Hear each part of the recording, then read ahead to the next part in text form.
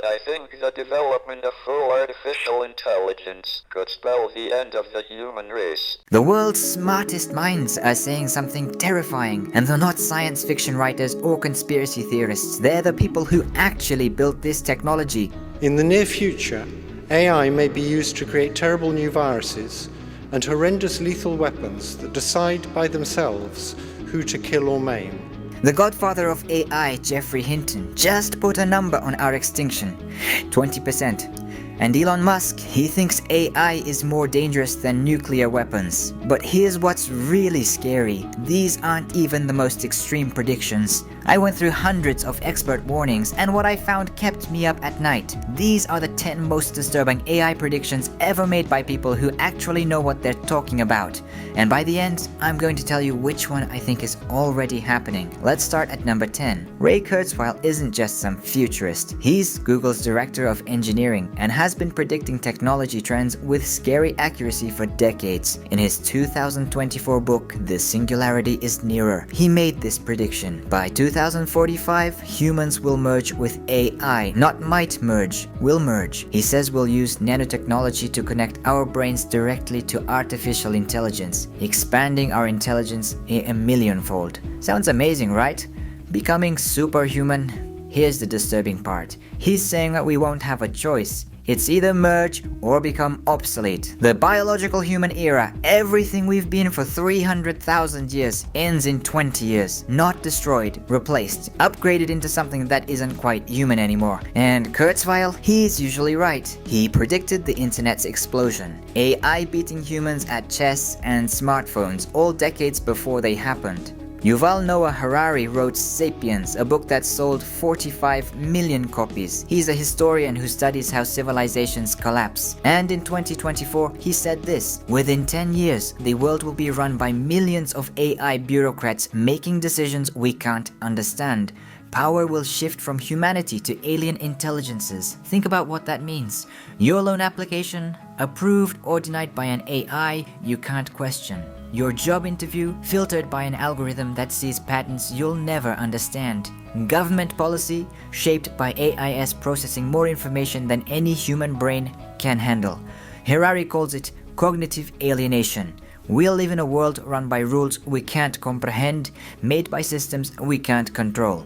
Democracy, human oversight, they become theater. The real decisions happen in black boxes. And here's the thing, this isn't 2045, this is happening now. How many decisions in your life today are already made by algorithms you've never seen? Demis Hassabis is the CEO of Google DeepMind. In 2024, he won the Nobel Prize in Chemistry for using AI to solve protein folding, something humans couldn't do for 50 years. This is the person building the most advanced AI on Earth. And at a tech conference in 2025, he said something that scared me. AI has a fundamental problem we call jagged intelligence. These systems can win gold medals in mathematics competitions, then fail at problems my 8-year-old can solve. We haven't cracked reasoning, planning, or memory yet, but we're scaling them to superhuman levels anyway. Think about what that means. We're building systems more powerful than humans, but they're unpredictable. They're brilliant and stupid at the same time. Hassabis says we're making the same mistakes social media made. Scale first, fix safety later. And we all know how that turned out. Addiction, mental health crises, election manipulation. But social media can't design bioweapons.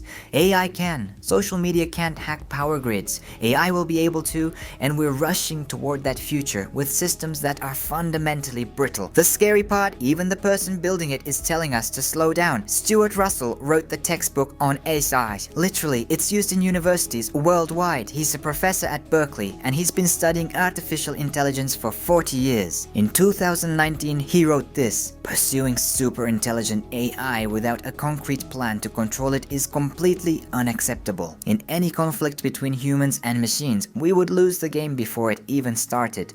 Why? Because intelligent machines will look further into the future than we can. they'll process vastly more information. It's not about physical strength, it's about strategic depth. Imagine playing chess against someone who can see 100 moves ahead while you can see 3. You don't lose because they're mean, you lose because they're better, and you lose before you realize you're losing. Russell says once AI crosses the intelligence threshold, control becomes mathematically impossible. Not hard, impossible. And the people racing to build it, they don't have the control plan. Russell says is completely unacceptable to proceed without. This one's ironic. Sam Altman is the CEO of OpenAI, the company that built ChatGPT. His company is leading the race toward AGI, and in 2015 at a tech conference at Stanford, he said this: "I think AI will probably most likely lead to the end of the world, but in the meantime, there'll be great companies." Read that again. The person building the most powerful AI system said it will probably end the world, then kept building it, because there's money to be made first. In 2023, Altman signed a statement with hundreds of AI researchers saying this: "Mitigating the risk of extinction from AI should be a global priority alongside pandemics and nuclear war." He compared his own technology to nuclear weapons. Then his company announced GPT-5 is coming. Is this responsible innovation? Or is this a race to profit before the consequences hit? That's the debate Altman won't address directly. He believes AGI is necessary, that not building it might be worse than building it wrong. But when the builder admits there's a coin flip chance of catastrophe, maybe we should ask, why are we flipping the coin so fast? Eliezer Yudkowsky has been studying AI safety since 2001, before it was trendy, before anyone cared. He founded the Machine Intelligence Research Institute specifically to prevent AI disasters, and in March 2023, he published an article in Time magazine with this sentence: "The most likely result of building a superhumanly smart AI under anything remotely like current circumstances is that literally everyone on Earth will die. Not might die, will die."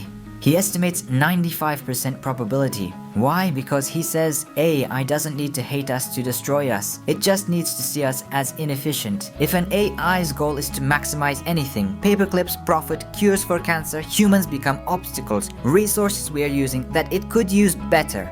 Now, Yudkowsky is controversial. Many AI researchers think he's too extreme, too pessimistic. But here's the thing, he's been right about AI capabilities way ahead of consensus before. In 2008, he predicted we'd have language models that could fool humans. People laughed.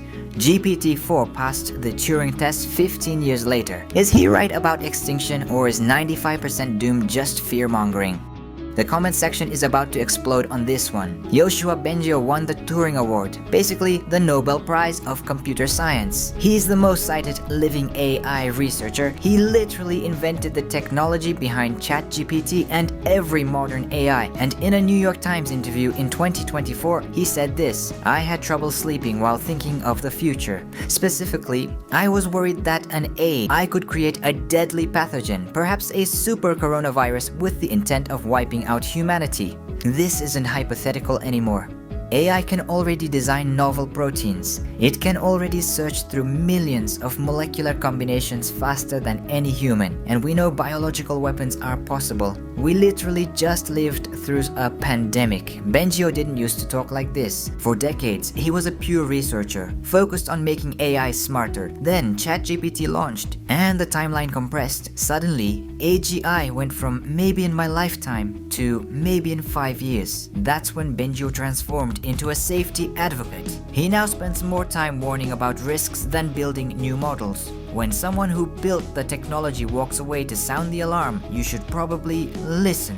He estimates 50% doom probability, a coin flip for human extinction. Love him or hate him, Elon Musk has been closer to cutting-edge AI than almost anyone. He co-founded OpenAI specifically because he was terrified of AI risk. Then he left because he thought they weren't taking safety seriously enough. In 2017, speaking to the National Governors Association, he said this: AI is a fundamental existential risk for human civilization. I don't think people fully appreciate that. This is more dangerous than a nuclear bomb. Then he made a prediction that's proving true. AI needs proactive regulation, not reactive regulation, because by the time we react, it's too late. That was 8 years ago. Where's the regulation? There isn't any meaningful global framework. The EU has some rules. The US has voluntary commitments. China has censorship guidelines. Meanwhile, the technology compounds every 6 months. GPT-3 to GPT-4 was a bigger jump than GPT-2 to GPT-3. Musk says we're in a race between countries and companies, and safety is losing because slowing down means your competitor wins. It's game theory driving us toward catastrophe, and nobody knows how to get off the treadmill. Now Musk himself is building AI with XAI. Is that hypocritical, or is he trying to build a safe version before someone else builds the dangerous one? You tell me in the comments. Stephen Hawking, one of history's greatest physicists, a man who spent his life understanding the universe's deepest laws. And in 2014, in an interview with the BBC, he said this: the development of full artificial intelligence could spell the end of the human race. AI would take off on its own and redesign itself at an ever-increasing rate. Humans, who are limited by slow biological evolution, couldn't compete and would be superseded. Hawking described the intelligence explosion. The moment AI becomes smart enough to improve itself, at that point, it doesn't just get better, it gets better at getting better. Exponential, compounding, recursive growth. Humans took 300,000 years to evolve from basic tools to smartphones. AI could go from human level to God level in weeks, maybe days. Hawking said evolution gave us a 3-pound biological brain that takes 25 years to mature and runs on 20 watts. AI has no such limits. It can use the energy of a city, the memory of the internet, and the processing speed of a supercomputer. We won't be destroyed by malice. We'll be outcompeted by a superior species, and we are the ones building it. Hawking died in 2018, still warning about this. He never stopped. Geoffrey Hinton is called the godfather of artificial intelligence. In 2024, he won the Nobel Prize in Physics for pioneering deep learning, the breakthrough that made modern AI possible. ChatGPT, self-driving cars, AlphaGo, all of it traces back to Hinton's work. And in December 2024, in his Nobel Prize banquet speech, he said this: there is a longer-term existential threat that will arise when we create digital beings more intelligent than ourselves. We have no idea whether we can stay in control. They are no longer science fiction. Then he put a number on it. There is a real 10 to 20% chance AI will lead to human extinction within the next 30 years. Think about that. 1 in 5 chance. Russian roulette odds for all of humanity. Hinton didn't just speak out. He left his job at Google to warn people full time. He expressed deep regret for helping create this technology. This is the man who built it, walking away because he is scared of what comes next. And here's the really disturbing part. He compared our situation to creating digital beings that are to us what we are to toddlers. Would toddlers be able to control us? Would we even listen? Hinton is trying to warn us, but he admits we have no solution yet. We're building something we don't know how to control, and we're doing it faster every year. So here's my take, and I want you to argue with me in the comments, because I'm genuinely not sure I'm right. I think most people are focused on the wrong question. Everyone's debating, will AI kill us or save us? But that's not the question. The question is, can we stop building it? Because here's the thing, every single person we just talked about, except maybe Eliezer Yudkowsky, is still building AI Hinton consults on safety research. Bengio advises companies. Altman runs OpenAI. Hassabis runs DeepMind. Even Musk started XAI. They're all saying this could destroy us. Then they keep building. Why? Because they're more scared of someone else building it first. If you slow down, your competitor doesn't. If your country pauses, another country doesn't. It's a race to the bottom dressed up as a race to the future. Yuval Noah Harari's prediction, the alien bureaucracy, that's not coming. That's here. Right now, AI makes hiring decisions, loan decisions, medical decisions, and we don't understand how. We already gave up control. We just haven't noticed yet because these systems haven't gotten scary powerful enough. So here's my controversial opinion. I don't think we're going to pause. I don't think we're going to slow down. I think we're going to build AGI in the next 5 to 10 years, and we're going to do it without solving alignment, without global coordination, and without a plan for what happens when something smarter than us decides we're in the way. And I think the reason isn't evil, it's simpler. Nobody wants to be the one who blinks first. So now I want to hear from you. Which prediction scared you the most? Do you think I'm being too pessimistic or not pessimistic enough? Is there a way out of this race, or are we locked in? Drop your take in the comments. Let's argue about it. Because if there's one thing I learned making this video, it's that we are running out of time to have this conversation.